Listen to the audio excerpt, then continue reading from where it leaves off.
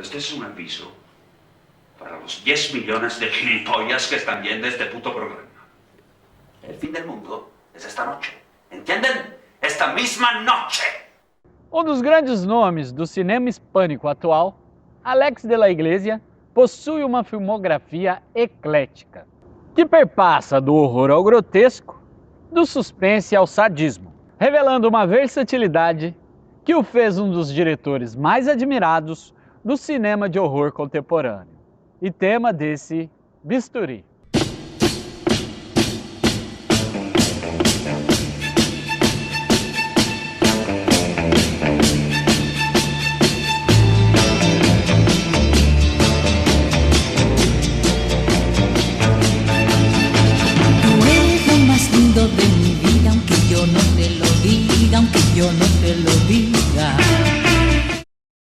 Realizando seus filmes em uma Espanha pós-Franco, Alex de la Iglesia faz parte de uma geração de cineastas espanhóis que se distancia de abordagens clássicas do cinema hispânico, colocando a produção nacional em diálogo com gêneros até então pouco desenvolvidos no país. Através de experimentações estéticas, o diretor apresenta um trabalho variado, onde gêneros e subgêneros como horror, western e spaghetti e road movies são utilizados de forma inovadora na criação de universos peculiares.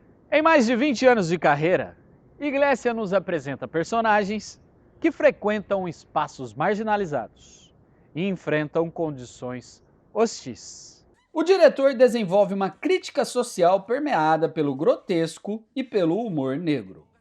Distante de uma posição maniqueísta, seus personagens atuam muitas vezes como anti-heróis, tão cruéis quanto o universo em que estão inseridos, despertando ao mesmo tempo repúdio que os afastam muito de uma representação naturalista.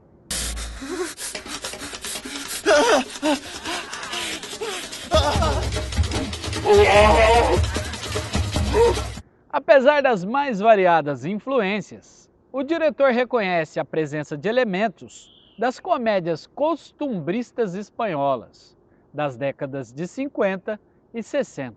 Mesmo com essa gama de temas, Alex de la Iglesia tem sua marca autoral. Desde seu primeiro curta-metragem, Mirindas Assassinas, até seu último longa, é possível estabelecer relações estilísticas e temáticas que perpassam seus filmes.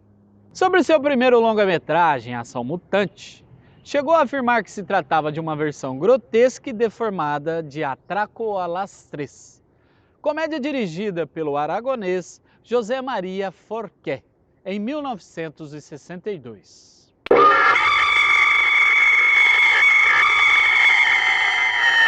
Em Mirindas Assassinas, ele cria uma atmosfera escura, quase expressionista, para contar a história de um serial killer que aterroriza uma cidade com execuções brutais e inesperadas. Nesse filme, o diretor já trata de alguns dos seus temas preferidos, como a violência explícita, o humor negro e a bizarria. Foi após esse curta-metragem que ele conseguiu convencer Pedro Almodóvar a produzir seu primeiro longa, Ação Mutante. O filme mescla comédia e ficção científica ao retratar uma suposta conspiração contra os padrões de beleza vigentes na sociedade. A revolta levada a cabo por homens que, por razões físicas ou mentais, são marginalizados e excluídos do convívio social, se revela uma luta pouco nobre por dinheiro e vingança, com um desfecho televisionado por repórteres ávidos em transformar um universo já estereotipado em clichês reconhecíveis pelo público de TV.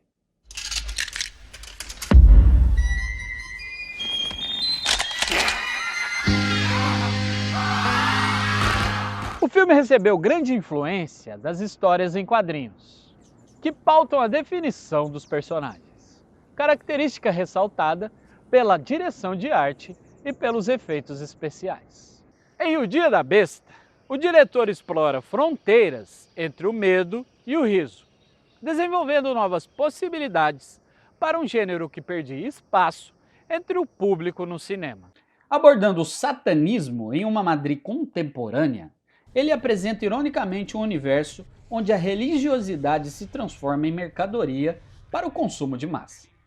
Ao longo do filme, seguimos um sacerdote que percorre as ruas madrilenhas disposto a realizar todo o mal que puder para atrair e destruir o demônio, encontrando em sua busca tipos sociais tão heterogêneos quanto a própria metrópole que explora.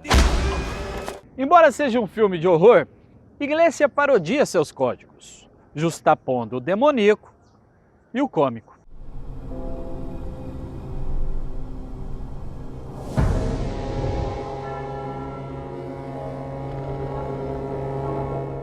Dois anos depois, Alex de la Iglesia realizaria um de seus melhores trabalhos, ao adaptar um livro de Barry Gifford para o cinema.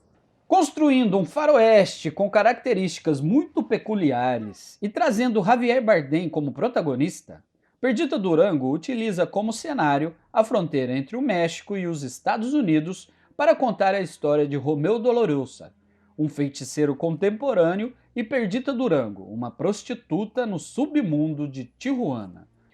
Partindo rumo a Las Vegas para entregar uma carga de embriões humanos a uma fábrica de cosméticos, eles protagonizam uma trama onde violência, sadismo e amor definem as relações humanas. Com final mágico e metalinguístico, Perdita Durango expõe o contraste entre duas sociedades condenadas ao convívio, bem como as estratégias de sobrevivência encontradas no lado mais frágil da fronteira.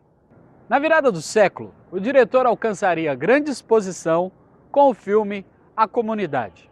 Ambientado em um edifício de classe média, o filme utiliza elementos da comédia e do suspense, ganhando em alguns momentos tons quase Hitchcockianos, para retratar as relações entre um grupo de vizinhos e sua união em torno de um objetivo comum: esperar a morte de um morador para roubar seu dinheiro.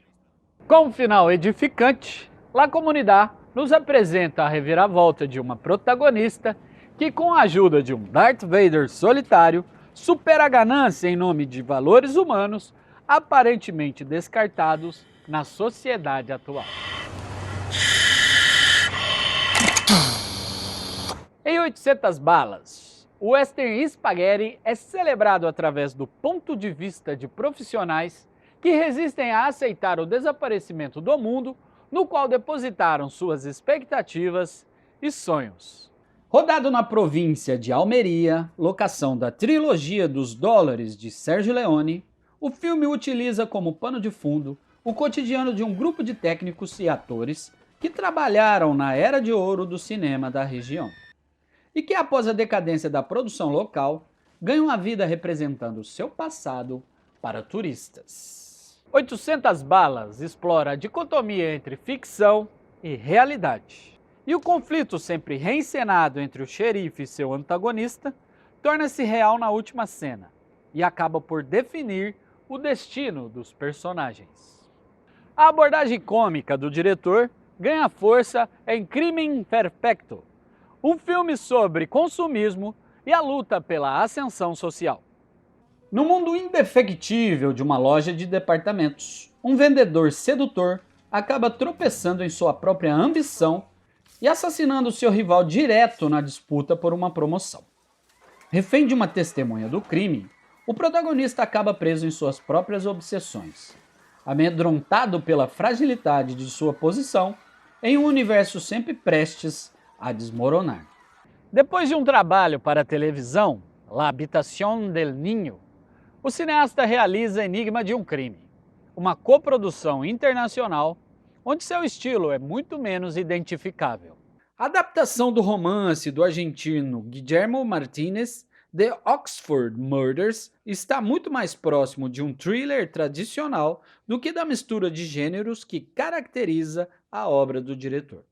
E mesmo o humor e a ironia presentes em trabalhos anteriores do diretor perdem espaço na atmosfera sombria que marca o filme. Mas seu estilo voltaria a ser notado em A Balada de Amor e Ódio. Em uma Espanha franquista, o filme narra a história de dois palhaços que disputam o amor de uma trapezista e terminam envolvidos em um embate que revela aspectos insuspeitos de suas personalidades. No filme, trágico e irônico se mesclam, característica também presente em La Chispa de la Vida.